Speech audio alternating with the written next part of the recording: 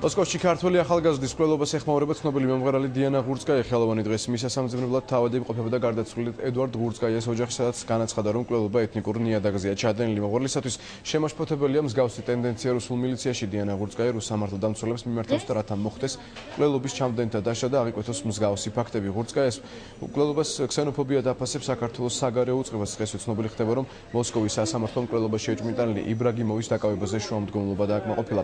რაც შეეხება სამშობლოში ეդვარდ ღურცკაიას ხედრის გადმოსვენებას თარიღი ჯერ ისე უცნობია, ამ დროისათვის თბილისში ექსპერტიზის პასუხს ელოდებიან. ხატვა შემიძლია გუშინდელი დღის შემდეგ აღარა ვარ ადამიანი, რა გავაკეთო, რა ვთქვა არ ვიცი, იცით?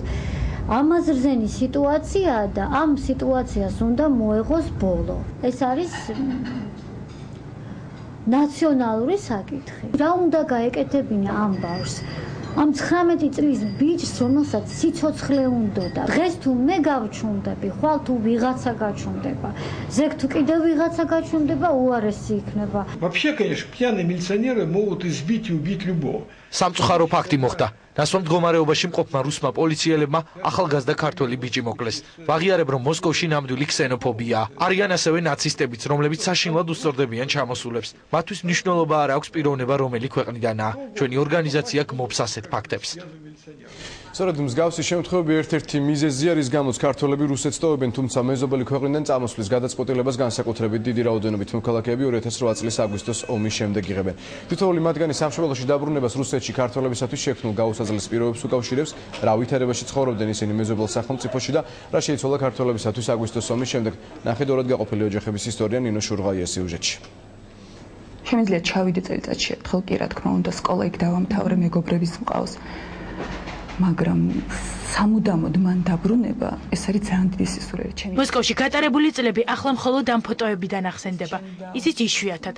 რუსეთის დატოვების გადაწყვეტილება მას ვერც იმან შეაცვლევინა, რომ მშობლები და სამი და დღემდე მოსკოვში ცხოვრობენ. ორად გაყოფილი ოჯახის წევრები ერთმანეთს წელიწადში ერთხელ ან ორჯერ ნახულობენ. დიანა იოსელიანი იხსენებს, რომ რუსეთში საკუთარი ტრადიციების და ეროვნული თვითყოფადობის შენარჩუნება ძალიან უჭირდა. კი ვიცოდი, რომ ქართველი ვარ, მაგრამ აზროვნება უკვე ისეთი პრორუსული მქონდა. და მან შემაშინა. მე შემეშინდა, რომ მე ვიქნები რუსი. საკმაოდ ძლიერი ზეწოლა არის მანდ ქართველებზე. Приятно познакомиться. ძალიან სასიამოვნე, да? ქართული სწავლა 2 კვირის წინ დაიწყო, მას შემდეგ რაც რუსეთიდან ჩამოვიდა. 28 წლის მინდია შემათავასთვის სანქტ-პეტერბურგში ცხოვრება განსაკუთრებით 2008 წლის რუსეთ-საქართველოს ომის შემდეგ გართულდა. მინდია იხსენებს, რომ მისი ეროვნების ხსენებისთანავე, როგორც რუსული მილიცია, ისე მოსახლეობა მას ეჭვს თვალით უყურებდა. У меня очень много знакомых работает в милиции. ჩემი მეგობარი მილიციაში მუშაობს და მითხრა, რომ აგვისტოს ომის შემდეგ მათ პირდაპირ მითითება ჰქონდათ, რომ ქართველებზე ზეწოლა მოეხდინათ, გაეჩხრიკათ, დაეკავებინათ და ცხოვრებელი პირობები გაერთულებინათ. ჩემი წარმომავლობის გამო ვერც სამსახური ვიშოვე. ყველა გასაუბრებაზე პროფესიული უნარების ნაცვლად პოლიტიკასა და საქართველოს პრეზიდენტზე მელაპარაკებოდნენ და დიალოგი ყოველთვის კამათში გადადიოდა, რის შედეგადაც სამსახურში აღარ მიღებდნენ. მართა არდაშელია აფხაზეთის ომის შემდეგ საქართველოში პირველად 2002 წელს ჩამოვიდა. აგვისტოს მოვლენებამდე ცოტა ხნით ადრე ის ისევ რუსეთში დაბრუნდა, თუმცა დაბრუნება სულ 4 თვეს გაგრძელდა. მართამ ოჯახი დატოვა და საქართველოში წამოვიდა. აგვისტოს ომის შემდეგ მისთვის რუსეთისა და 15 წელი გაატარა სრულიად შეიცვალა. როდესაც ბომბები დააძებცია და ვიცოდი, რომ ეს ყველაფერი გააკეთა იმ ქვეყანას, სადაც მე ვიცხოვრე 15 წელი. ძალიან ძნელი იყო ჩემთვის, მართლა ძალიან, ვერ აგიხსნი, განა ხალხს ვერ ჩოდი რამეს. უბრალოდ ვიცოდი, რომ მე აქ არ უნდა ვიყო.